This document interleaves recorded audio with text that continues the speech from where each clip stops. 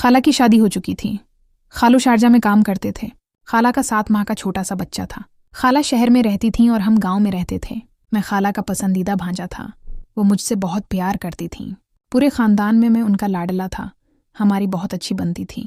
ہم ایک دوسرے کے ساتھ بہت مذاق کیا کرتے۔ میں خالہ سے محبت کر بیٹھا تھا۔ خالہ کو بھی اس کا علم تھا، لیکن میں اس وقت صرف 15 سال کا تھا۔ میری عمر کم تھی، اس لیے میں اپنی محبت کا اظہار نہ کر سکا۔ لیکن خالہ سب کچھ جانتی تھیں۔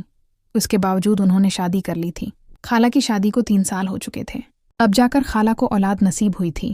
میرے خالو نہایت درویش قسم کے آدمی ہیں۔ یہ ان دنوں کی بات ہے جب میں یونیورسٹی سے فارغ ہوا تھا۔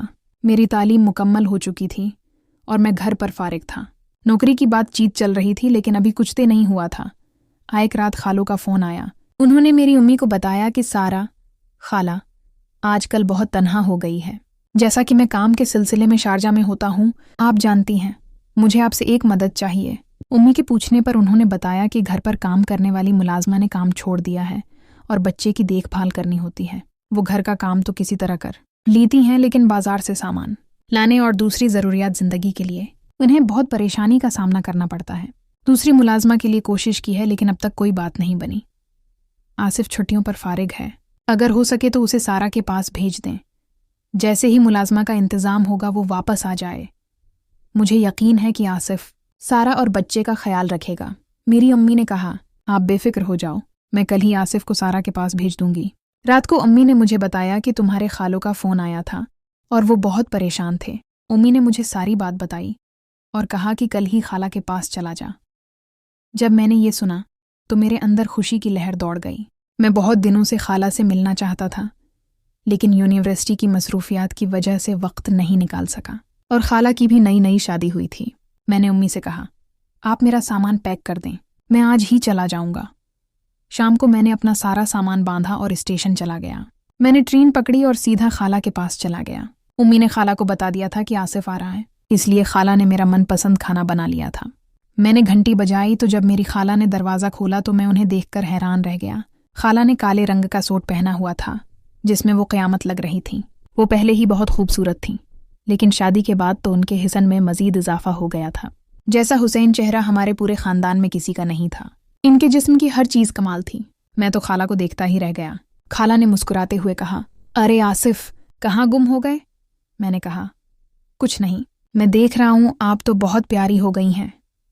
میں نے خالہ سے کہا، مجھے گلے نہیں ملیں گی؟